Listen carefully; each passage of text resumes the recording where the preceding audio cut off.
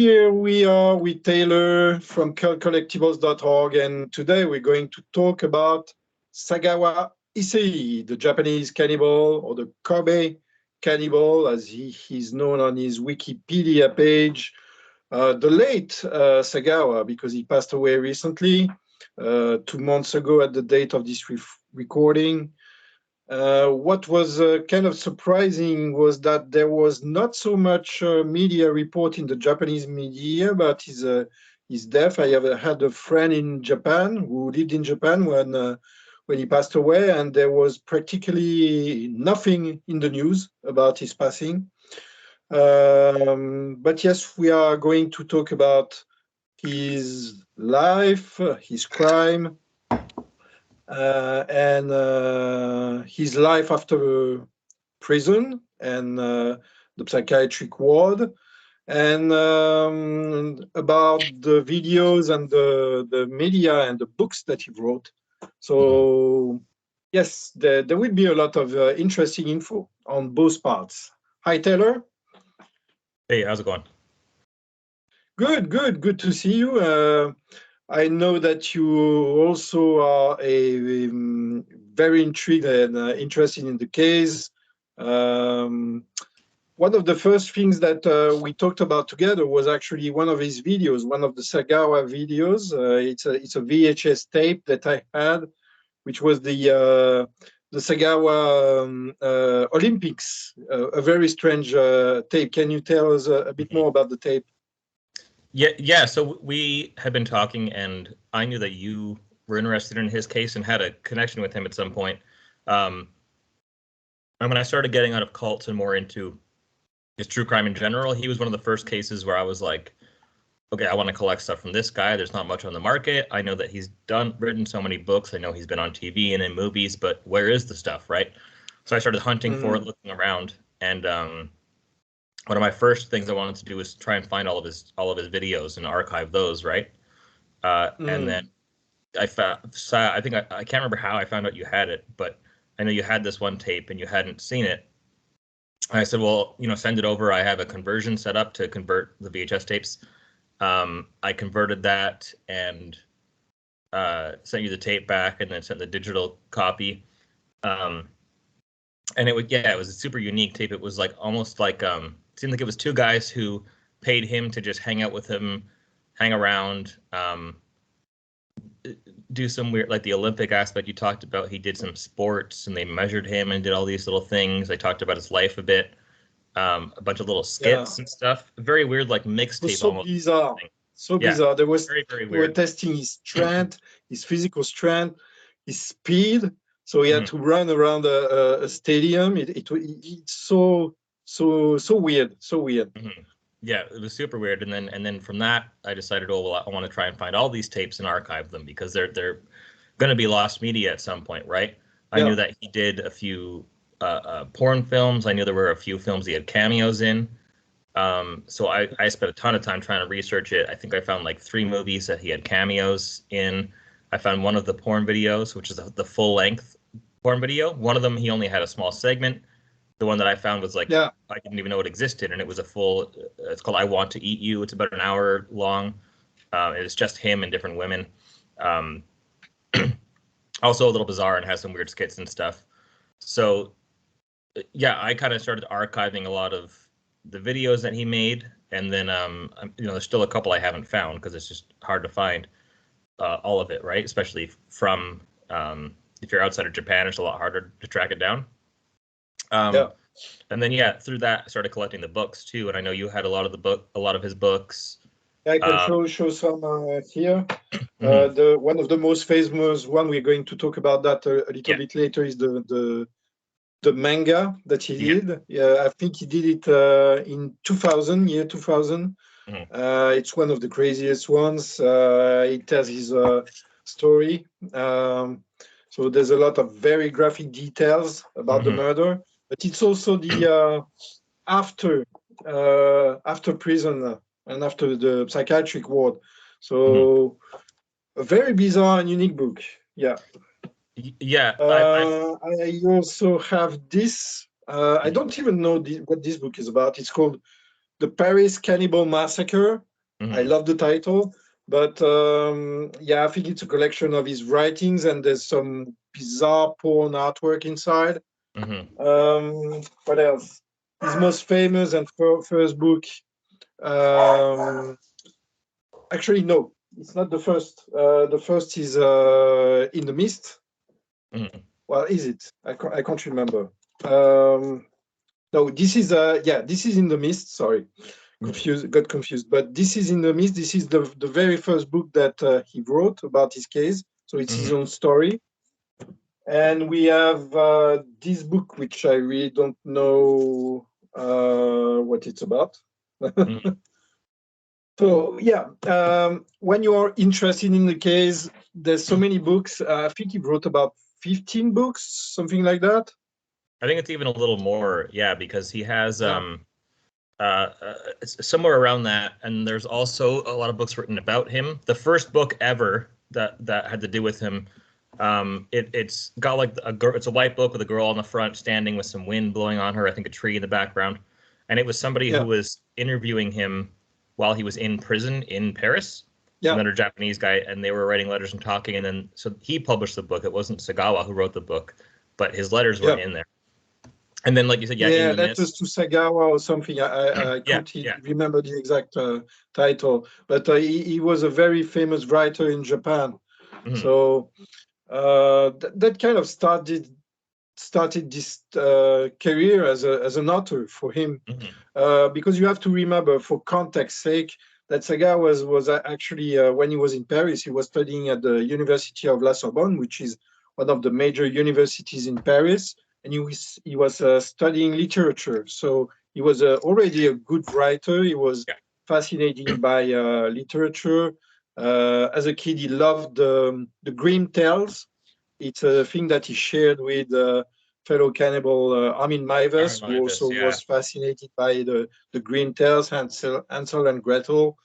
And Sagawa was fascinated by German literature, and this is why he invited his victim, Renee, in the first place, because she was supposed to read poems to him, the German poems. So, well, of course, it was a trap, and it was just an excuse for Sagawa to have her at his place, so he could actually shoot her while she was reading the poetry.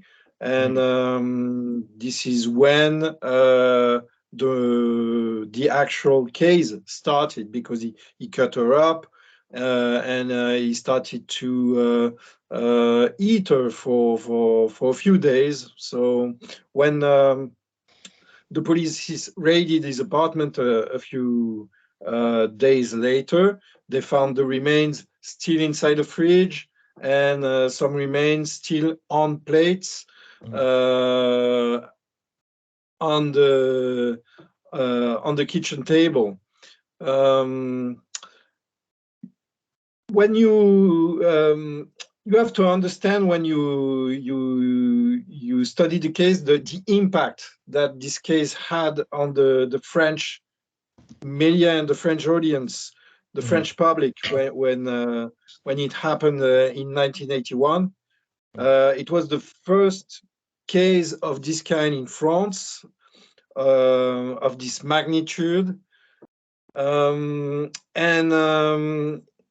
it really impacted the relation between France and Japan. So it did a really bad number on the reputation of Japan as a country. In France, it really was a major point of contention between the embassy of France and Japan. There was a lot of diplomatic issues because of the case. And Sagawa was not nicknamed Kobe Cannibal. In France, he was called the Japanese Cannibal. So the use of those two names put together, not only did it affect the relationships between Japan and France, but it also was felt as a slap in the face by Japanese people when they heard of the case, because in France, Japan was associated with cannibalism because of this case. So the way that this case was first approached by the French public was it was kind of racist. There was a lot of racist undertones, and there was this threat of being,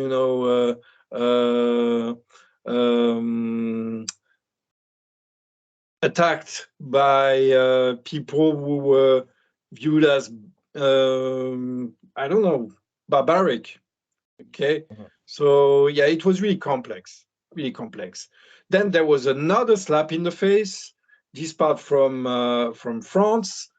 You have to understand that they did not know how to handle the case. So because of just the plain awareness of what had happened. At first, Sagawa said that he was in love with Renee, and this is why he cut her up, and he ate her so that she could be part of him. When you know Sagawa and you know the case a bit, you understand that it was something that he made up so that he would be, deemed irresponsible for what had happened. And I think that he had an understanding of how the French law worked regarding insanity. And he was smart enough, in my opinion, to understand that he could get away with this murder by pretending to be psychotic. So this is why he emphasized this failed relationship aspect. But when you know the person and you know the case well, he had fantasized about the cannibalism for his entire life. And René was not his first try. He actually tried to kill a couple of sex workers before. He had installed some kind of electric current thing on a bidet so that they would electrocute themselves while they were sitting on a bidet. So that was just weird, but it also proved that it was not his first attempt, and René was not so important to him as a person. She was just important to him as being his first victim. Yeah, it's so to kind of give, and obviously you were kind of one of the pros in the case, but to give a little context for people that don't know it that well, he the way he kind of became a celebrity after he was arrested in France. From my understanding, because of the public outcry, eventually France, they didn't want to pay for him to be there anymore. They extradited him back to Japan.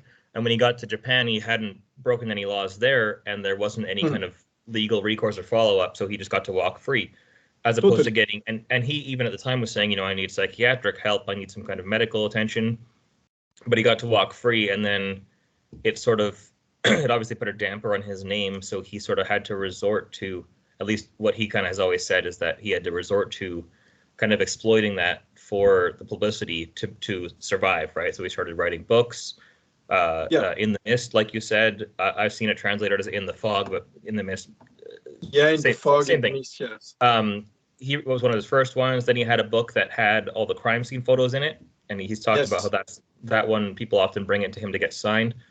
Then he had the manga. He had a second manga, which is almost like a collector's edition. Each one came with a page that he had hand drawn. True. Yeah, tons of books, tons of movies and stuff. And then what ended up happening, which is why kind of what you're talking about it now, is that he passed away a couple of months ago, like you had said. And I have been kind of wondering for years if he was still alive. Because in 2017, a documentary called Cannibal came out. Cannibal, yeah. And it showed his life now. He is bedbound. He's pretty paralyzed. He's being taken care of his brother. And he could have died a month after that got made, right? I had kind of been trying to figure out, well, maybe if his brother doesn't say anything, how's anybody going to know? Maybe he's already dead. So from 2017 until 2022, it was like 5 years of not really knowing. And then now we finally know he passed away. And yeah, kind of in his lifespan and his wake, he left behind all this media that has all been in Japan. Everything's done in Japan.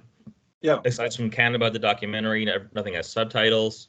Nothing's been translated. I think somebody translated a few chapters of In the Fog online, but just a handful of them. I'm Nobody's done a working true on it translation. with the friend I have. I'm actually working on doing as many translations as I can of the Sagawa books, and we actually are working on In the Fog too. For me, it's an essential book if you want to understand his character, his personality. So that's definitely on top of my list of things to translate from him. For sure. And then the recent project, as you were saying, one of his most famous books, the things he's most popular for is his manga, which is the project. This is the manga. And that project just finished. This I'm gonna show them side by side. This is the Japanese version. Yeah. And this is the version I released through Serial Pleasures. So they're identical, except that this one is in English. And I had for because of my the way I publish books, I had to do it the Western way, which is starting from front to back. But the original manga is starting the Japanese is made up the Japanese way, which is back to front. So that's the only difference between the books. But otherwise, this one is the faithful translation of his manga. Yeah, which I'm super excited to read because I mean I've owned dozens of copies of the manga. I've had signed ones. I just sold one that was signed by his brother. There were two printings of it. There was the original and there was a reprinting. I think I had a little bonus content, or I had a little fold out thing inside of it. But there's all of these things that I've personally been collecting for years that I never knew what they said. I never knew what they said. And trying to compile all of his media he ever did, like including the TV appearances and the newspapers and magazines and all those things, and like little segments he had he wrote columns for certain magazines. I think it would be impossible to find everything. But I think that you and I think are two people who more than anyone have been trying to look for everything and put all the pieces together and preserve everything we can, because there's such an interest in collecting it from just a collectability. Well, not the only, because on my little level, I've had more or less the same path. I tried to follow the same path. But Sagawa was the first criminal of this amplitude to actually be released and to actually understand that whatever he would do in life, he would still be considered as a monster. So the only way to actually survive in this world was to claim his identity as a monster and to live on the expectations of the public. So this is why this guy was really extremely intelligent. I can tell you, this is one thing I can tell you about Issei Sagawa. Most of the people, most people would make fun of him because they would say that okay, this guy is totally out of control. He's doing this, he's doing that, he's starring in porn movies, but he had the best life considering the odds of never finding a normal job. He tried to find a normal job as a teacher, but of course the parents complained after a while and he got kicked out. And from my perspective, having a parallel path to him, I can understand how hard it is to find a normal job, to try to have a normal life when you are considered by the general public as a monster. So the story and the life of Sagawa tells us that is that the only way for a person like this to be more or less rehabilitated is to actually play on the expectations of the public who want you to behave like a monster, but at the same time, you give them what they expect. You see what I mean? And you became an entertainer. And Sagawa was an entertainer, like Charlie Manson was an entertainer when he was doing interviews in Corcoran prison or wherever he was. he knew that he was a good entertainer, and he knew what the public wanted from him. So he had this, persona in front of the camera. Same with Sagawa. He knew that the public wanted him to act like a crazy, this crazy guy who had eaten a Dutch student, and he capitalized on it. And in a way, it was extremely interesting the way he turned the tables around. And what I find fascinating about the case is that this ambiguity that he had. In France, he was, of course, considered as a monster, and but in Japan, the way he was considered is extremely interesting, because you have to understand that, for the Japanese people, of course, he was still a cannibal before anything else, but he was a cannibal who committed his crime outside of Japan. Yeah. And this explains why the public in Japan liked him so much, because for them, it wasn't as toxic as he had committed the crime in Japan. If he had committed the crime in Japan, things would have been totally different in terms of him doing the things that he did. But for the Japanese audience, I think that he was considered as this, kind of crazy guy who,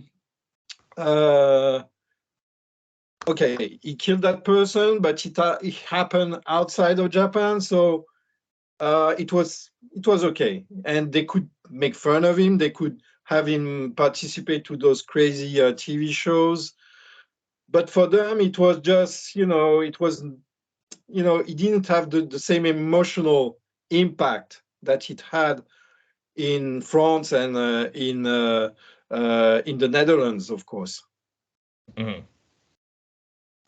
Yeah, it's definitely like it's a fascinating case, and it's I mean, the thing that fascinated me a lot about it is that not only is the case very interesting, but then you have all this extra stuff you can look into, like discovering all the books that he has or the appearances he's done. Yeah. And it's almost like that new things are always coming to light. People are always finding a new thing that he was involved in, or a new cameo, or a new, like I said, even some of the movies haven't been found. So that when it comes to the porn videos he was in, there was the most famous one. It was like a segment of a longer video where it was him and a woman, and they had sex, and then afterwards, he told her about the crimes and showed her photos of the victim and everything. But the the other one, sorry, that's the one that I guess is more rare. That's still kind of lost media. I've tried to find a download to buy it, even or a physical copy. I think I saw one person on Instagram one time had a copy of it, and they weren't willing to lend it out to be archived. But the other one, I Want to Eat You, is one that I found and converted and digitized, and that one is just him the entire time, which I didn't even know existed for the longest period of time. So he was involved in a minimum of 2 pornographic projects. He said, well, you will see in the manga, in the Sagawa manga, he's talking in one of the stories, he's talking about his very first porn experience, and it's kind of hilarious because he was caught in between a male and a female porn actors. So he relates this experience. This book, it's not only about his crime, but it's also about some of the experiences he had with his fans, his groupies, because he had a few groupies in Japan who wanted to have sex with him because of what he had done. And all those experiences are told in comic book form. It's kind of fascinating. Mm-hmm. One of the most interesting things to me that I found unique is in Cannibal, the documentary from 2017, which is kind of like his, kind of him reflecting on his whole life in his last days. In that book, he talks about how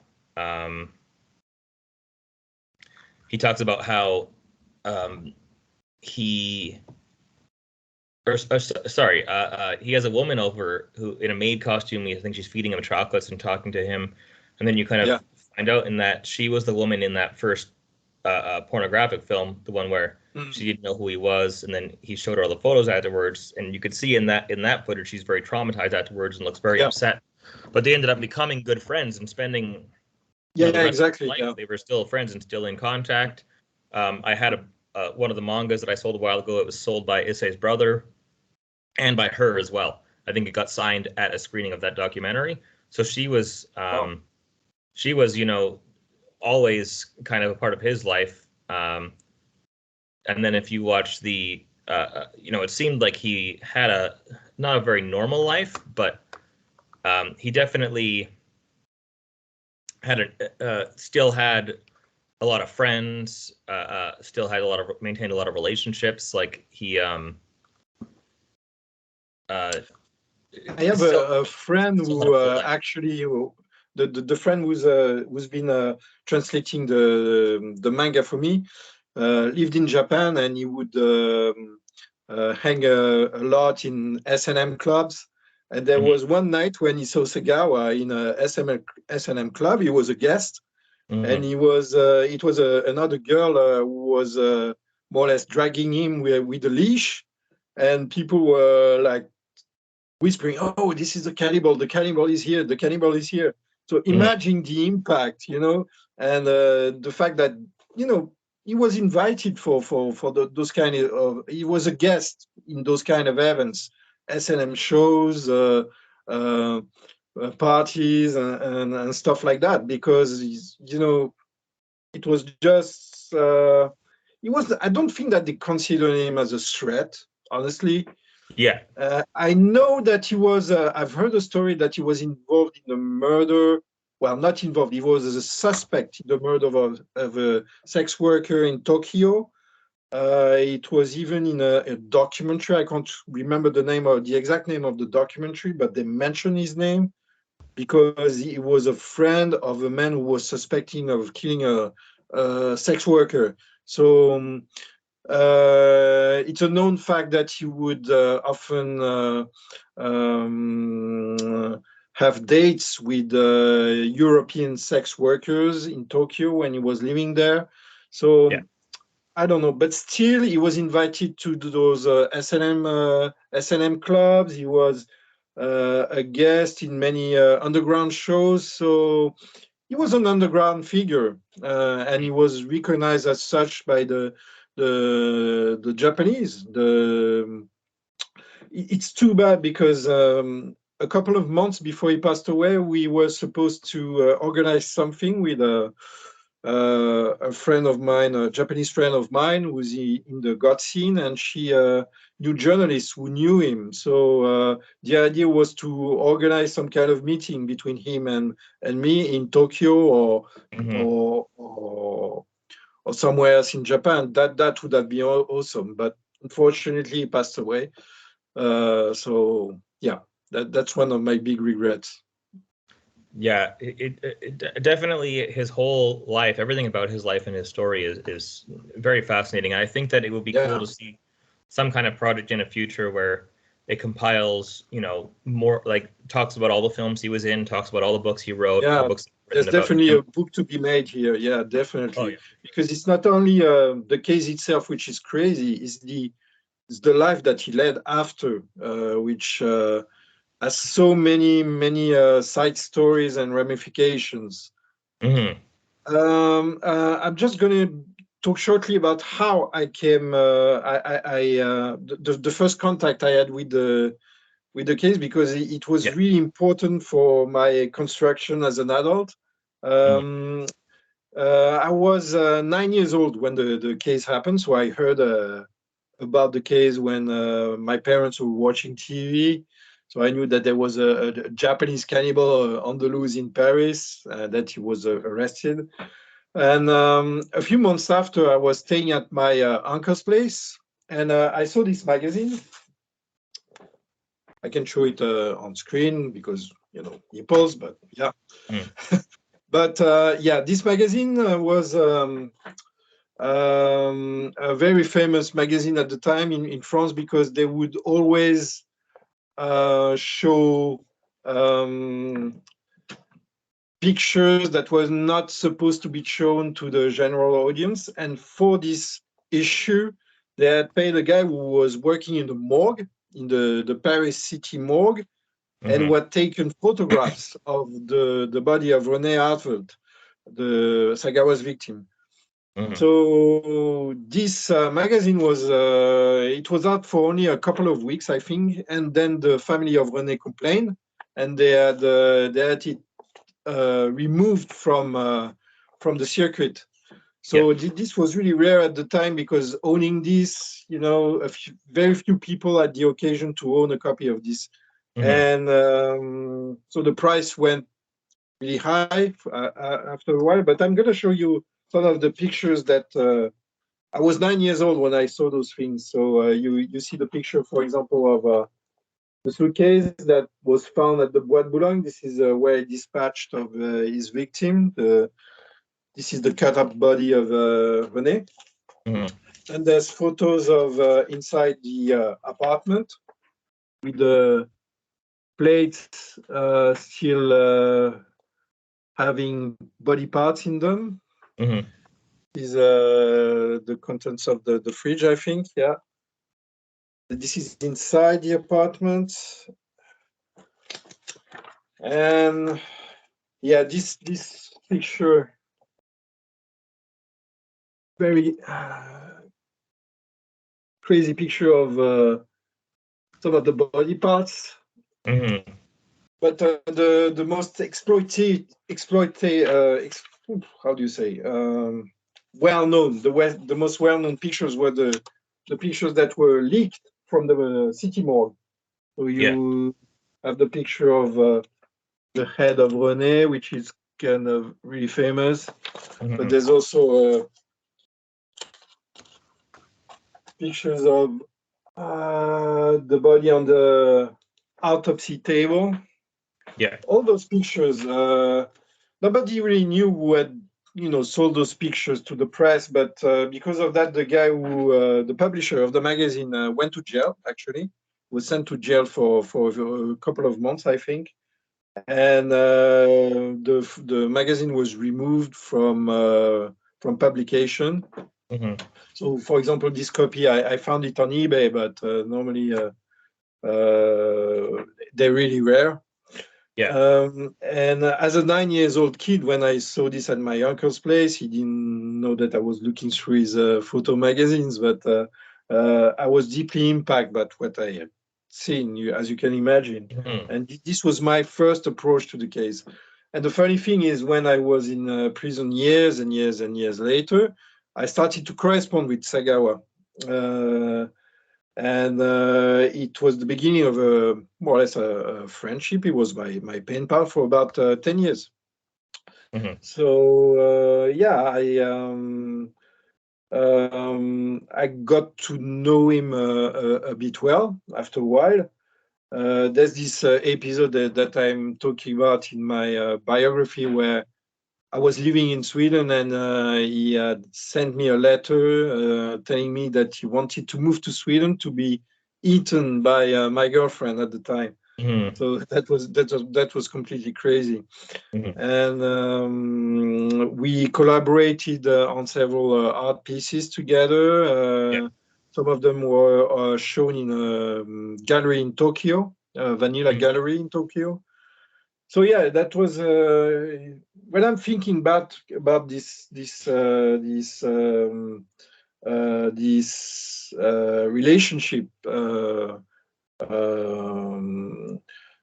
It comes out as really strange, but at the same time, it didn't feel weird to talk to him or to write to him, because for me, he was the granddad of cannibalism in a way. So I don't know, the godfather of cannibalism, and sometimes people call him like that. So yeah, but still, yeah, crazy little man, I would say.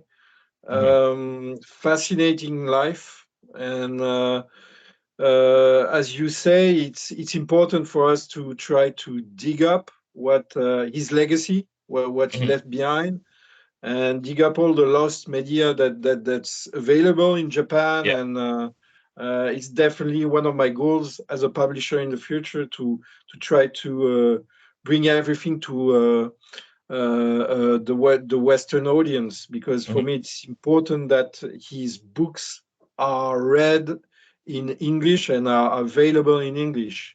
Mhm. Because there's a lot of very useful information, whether you're interested in the case itself or just in psychopathology itself, because there's a lot to unpack when you read the manga. For example, it's on a pure psychopathological level. It's really really heavy, Mhm. and it's fascinating. Mhm. And as well as all his books, and we talked about the books and magazines and movies and stuff, but there's also his artwork out there too for people who are collecting. Like I have we talked about that one manga where each one included a drawing that he had done from inside the Yeah. manga, but he did tons of paintings, he did tons of portraits and abstract art, he did tons of Yes. illustrations, lots and lots and lots. um, I have one oil painting on canvas from him right now. I got lucky Cool. and bought that from Japan. But yeah, Yeah. his art is out there. It's just Yeah, I and I feel like it. he didn't consider himself as a good artist, but Mhm. honestly, I think that some of his oil paintings and portraits could be you could find the same quality in certain museums. So Mhm. no, I really like him as an artist too. Yeah. Yeah, I'm very interested over the next few years to see what kind of comes to the market. If people in Japan start finding things that they bought at some weird art show and selling those, or Yeah. maybe people from his family decide to sell some things. I'm really Probably. interested to see Yeah. what comes out because there's a lot of, I've seen some chopsticks that he's used for sale. I think I saw a butt plug that he had used that was for sale once. Um, Wow.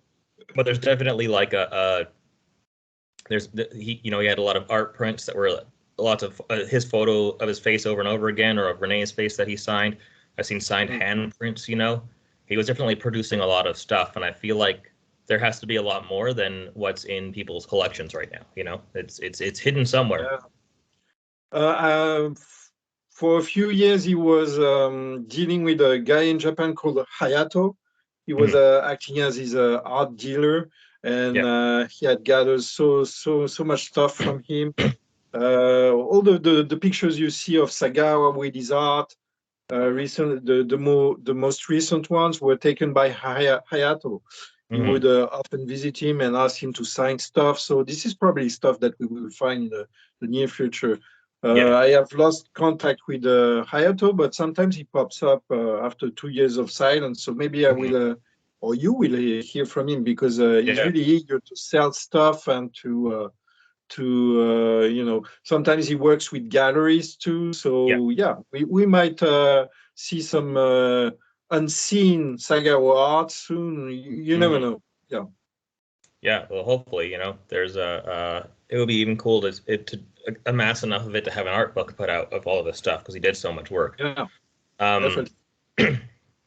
Yeah, I mean, so that's kind of like a vague little, not vague, but it's kind of a little surface level detail of his life for everyone. If you don't know the case, there was a Vice documentary called Interview with Oh a yeah, Cannibal. very good document. Yeah. Yeah, it's really good. One of the best things about him, it talks about his case briefly, and then a lot of the stuff after his life. I think it's 20 minutes. It's pretty short, but Yeah. that's No, probably it's really that good. was that was the first thing that I saw, I think, in 2012 about him. And that's, Yeah. if you're interested in the case, that's I think the best starting point to look into it more is watch that and then go from there. Yeah. There's a few other British documentaries. Yeah. Can't remember the names of everything, but there's a few interviews you can easily find Yeah. online, and yeah, it would be interesting to compile everything into one tape or one CD DVD. I mean, Yeah. Yeah. There's a British one called the one that I have. It's called The Cannibal That Walked Free. Yeah, And exactly. I was thinking about this but one. there's Yeah. more than that. There's quite a few of them. Yeah, exactly. Okay, Taylor, thank you for giving us your insight on the fascinating Sagawa saga. I'm going to show you again the Sagawa's Manga. Difficult title. Sagawa's Manga is the very first book of his published in English. Okay, it's I think it's a very good way to discover the case and enter his mind and see what was going on inside him. And it's fascinating. It's the first manga of this kind, or even the first comic book of this kind. I have never heard of any other convicted murderer writing his own story in comic book form. So that was definitely a first, and maybe the last time someone ever did that. And it's available on serialpleasures.com. And I know that you sometimes have stuff from Sagawa for sale on cultcollectibles.org. Yeah, I've got a lot, right? I've got maybe 20, 25 books. I've got 2 or 3 signed books. I've got one of his illustrations, that painting. Quite a bit of stuff right now. So yeah, if anyone's interested, take a look there. He's got his own page on my site. Okay. Thank you for participating, and see you soon. Thanks a lot.